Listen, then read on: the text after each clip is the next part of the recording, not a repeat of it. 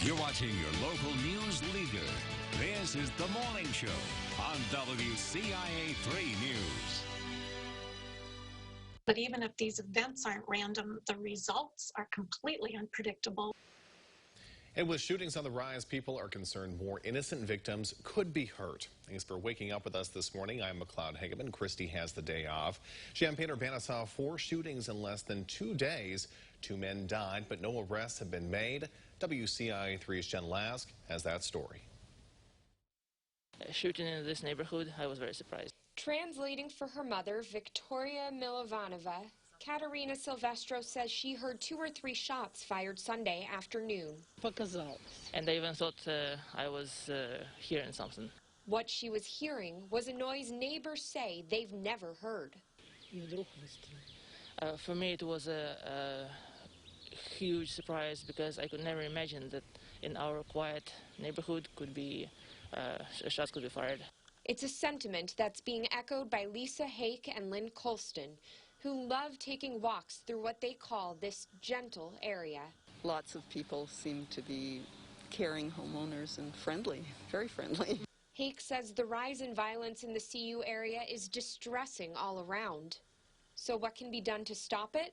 Stronger gun laws, investment in community building, addressing racism, addressing poverty. It just seems we are, we're in this cycle. It's a cycle city and community leaders are desperate to break. We need to make gun violence, access to guns, everything related to this type of violence a top priority. Otherwise, Mayor Diane Marlin says she's scared situations like last Tuesday when a toddler was hit by gunfire could happen more often.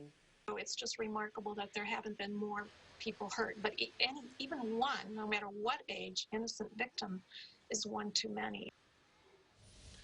And Community Coalition leader Tracy Parsons says everyone's extremely disappointed in the actions of a small group of people and hopes to address that issue in the next few days. Urbana had 1 deadly shooting in 2020 when a teenager was killed nearly a year ago. Champaign also had a deadly shooting last year. As of Saturday, the city is now investigating its first of the year.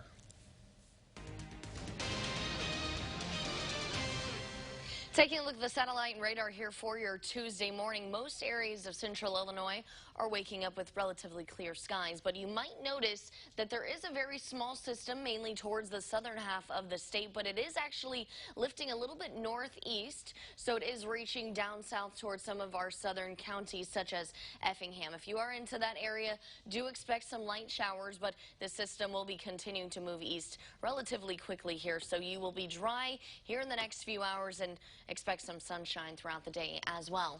Current temperatures, you might notice slightly cooler this morning than the past few days, but we are still already into the 50s in some areas such as Mattoon and down south towards Effingham. Again, that is where that active weather is moving across as of right now. But 48 degrees in Decatur, 43 in Champaign, 40 in Pontiac, and 42 in Watseka. Now, just like yesterday, we do have the winds coming from the northwest today. Relatively calm right now, only around 5 to 10 mile per hour wind gusts, but it will be picking up speed. Relatively calm considering we are in Illinois, only going to be around 15 to 20 mile per hour winds. So all in all, today is looking to be a beautiful day, however, slightly cooler. Mac. All right, thank you so much, Amelia. Well, Champaign police need help identifying 2 theft suspects. They say 2 men walked into the Target in Campustown and then stole Apple products. One was about 5'8" and weighed nearly 200 pounds. The other was 5'11" and weighed about 160. Both left in a large black SUV with Pennsylvania plates. Police say the vehicle was stolen. If you have any information about what may have happened here, please call Champaign Police or Crime Stoppers. A Charleston man is indicted on tax fraud charges. Officials say Jay Fisher failed to report and didn't pay his taxes for several years. He's accused of not paying more than $300,000 in federal taxes. He's also accused of not filing and paying his personal income taxes over 4 years. Fisher faces up to 85 years in prison if convicted.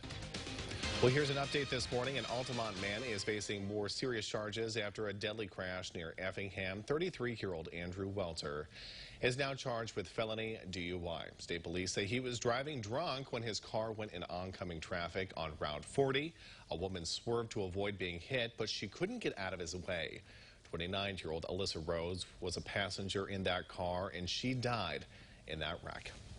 Police are investigating a deadly crash from Saturday. Now, it happened at Madison Bradley in Champaign. 47-year-old Kong Nguyen was rushed to the hospital where she died. She was the only person in her car.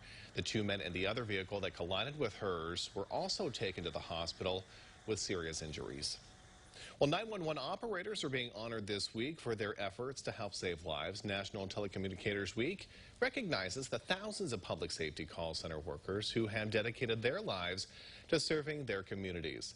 The Metcat 911 Dispatch Center handles all emergencies in Champaign County and has more than 30 operators. Last year alone, they answered more than 214,000 calls and dispatched emergency services to more than 99,000 incidents. They work a lot of hours, they work a lot of overtime, they spend a lot of time away from their families and their friends, and they may not have a great work schedule, but they're such dedicated individuals. They come to work every day, they do the best job they can, and it's not an easy job to do no matter what day of the week it is. And to kick off the celebration, Metcat is having events each day this week. They're also looking for 5 more dispatchers. We have more information posted to our website at WCIA.com. We have a follow-up story after a dog was accidentally put down in December. The Champaign County Board is taking a closer look at animal control policy, and they want your help. The bulk of the reforms will be centered around how animal control deals with loose dogs. Back in December, Monica Lopez was notified that animal control had her dog, and he was euthanized before she could pick him up. Animal Control said it was a mistake, but they received a lot of backlash online. The county board chair says they're open to hearing your suggestions. Right now, we don't really have specifics. Just kind of looking at the whole policy to see what the adjustable aspects of it are, and what impact that those could have. And if you're interested in sending your recommendations to the county board, you can go to WCIA.com.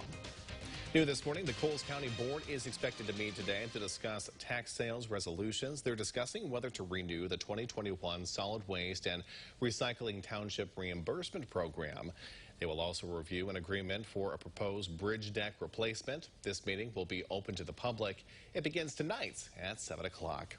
Illini fans are ready to get back to Memorial Stadium. We'll tell you more about the upcoming game for football players. That's coming up in sports. Stay with us.